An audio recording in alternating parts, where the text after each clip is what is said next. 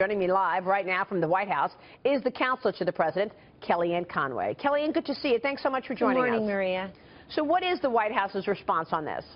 The response is exactly what the president has said over the weekend, Maria, which is as part of the House Intelligence and Senate Intelligence Committee investigations into possible Russia connections, which of course have not been proven, the president would just like this to be part of that investigation, that the committees would use their oversight authority to see whether or not this in fact happened. We know that there was a lot of political motivation, a lot of politically motivated investigations and stories and activities during the campaign, and he would like this to be incorporated as part of the investigation. We're glad that there is at least some receptivity to that, and the White House has said we won't comment further on that particular piece of it until that oversight is completed. Yeah, that's interesting because it should be part of it. I agree with that, but let me ask you this. It's almost as if the president's, damned if he does and damned if he doesn't. In other words, he wants to get the word out to the public that he was tapped. But on the other side of the coin, if he reveals too much, he's basically revealing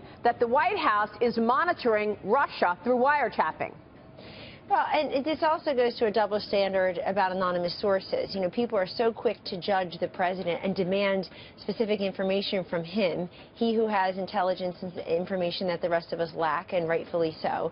But anything that's exculpatory or positive for the president based on sourcing, the media are very quick to dismiss. They're very quick to publish reports almost constantly if it relies upon information that's negative and derogatory towards the president. So there's such a double standard there, and all the president is saying is make this part of the investigation, see if the executive branch abused its authority in any way. And I would point out for the viewers, Maria, that despite all the high-minded denials by former Obama administration officials this weekend, a lot of them also kept the door open. You had Mr. Clapper saying that anything under his purview would not have included this. He can say that, but he couldn't speak for other pieces of the Obama administration or local and state authorities.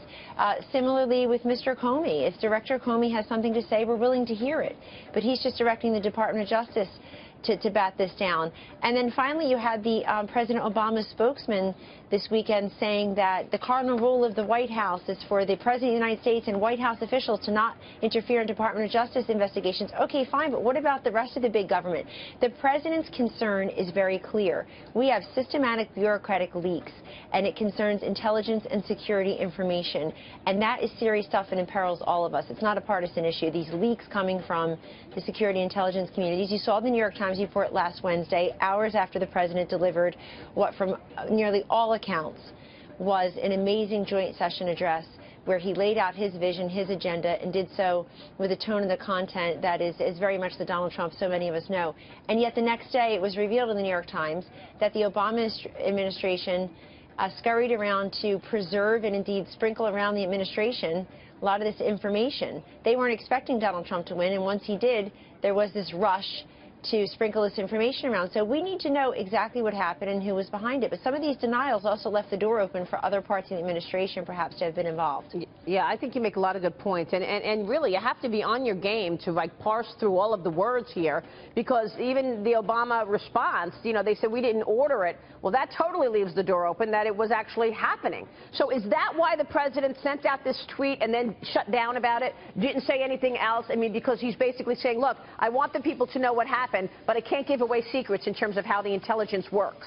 Well, that's right. Plus his tweets and the other calls for the investigation through our press secretary, Sean Spicer, speak for themselves. And let's see what the intelligence committees will do now. I'm very happy to hear that they're at least open to it because we're going to, everybody screams Russia, Russia, Russia all day long.